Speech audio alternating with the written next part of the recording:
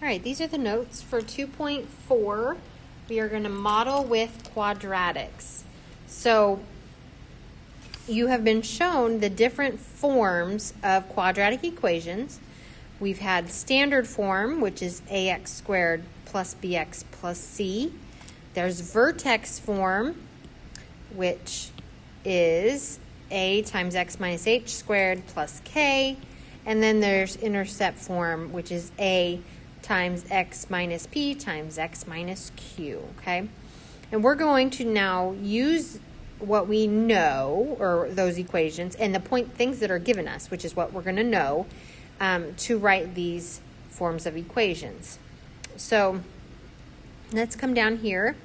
If you are given a vertex and a point, and I ask you to write it in vertex form, you're going to be able to do that. So I don't have much room right here because I write kind of big with this, so I'm kind of going to go off to the side. So, you know, there's all these words here that we could read, but the picture is really what's going to give us the information we need. So I'm actually just going to scooch this over. And we want this in vertex form. And if we recall, vertex form is y equals a times x minus h squared plus k. H and k are our vertex, which it gives us the vertex right there. So I end up with y equals a times x minus 25 squared plus 30. Okay. Well, now I have another point right here, and I don't know a.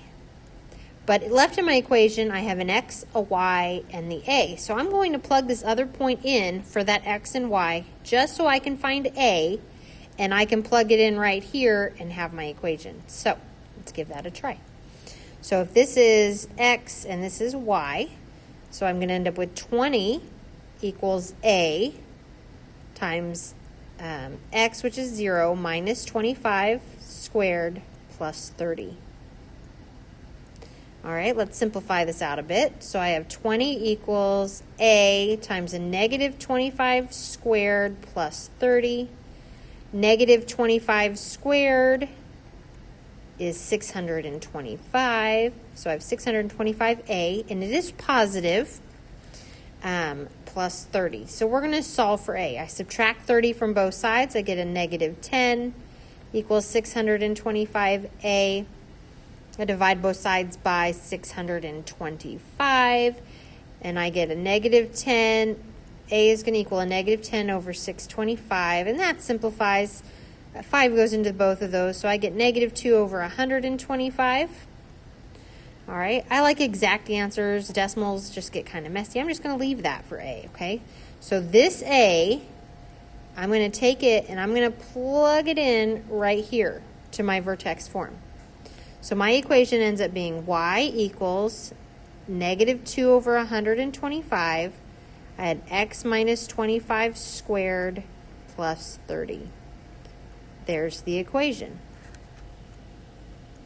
Now I'm going to move it over. I'm going to rewrite the equation so you can see it in the spot here. So this was y equals a negative 2 over 125, x minus 25 squared plus 30.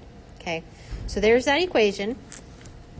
B says the performer lands in a net 60 feet from the cannon. What is the height of the net to the nearest foot? Okay, I'm actually going to leave B for later on when we start modeling, so I'm going to leave that alone. The goal right now is to be able to write the equation. So let's just stick with that. We will come back to B. All right, so number 2, we're going to do the same thing. It gives me a vertex. It just doesn't give me the picture. It just states the vertex and states a point it passes through. Okay, so my equation, y equals a times x minus h squared plus k. Vertex is h and k.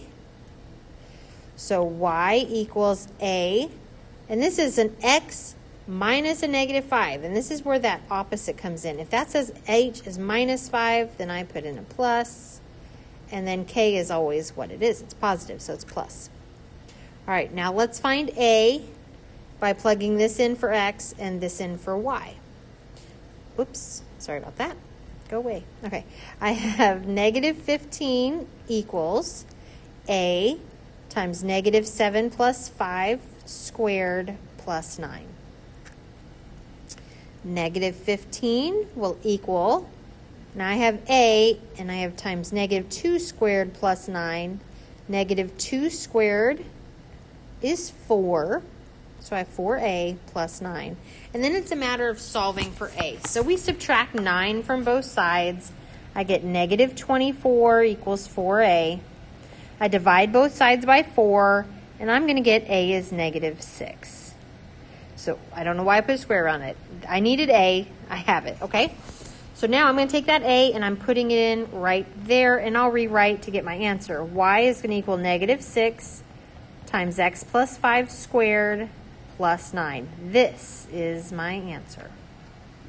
Okay, you can always check these by graphing them on your graphing calculator, by entering them in that y equals, okay? Type it in just like you have right here, and then graph it. Once you have it graphed, if you push the trace button and then type in negative 5, it'll plug in negative 5 for x, and the value it gives you for y should be 9.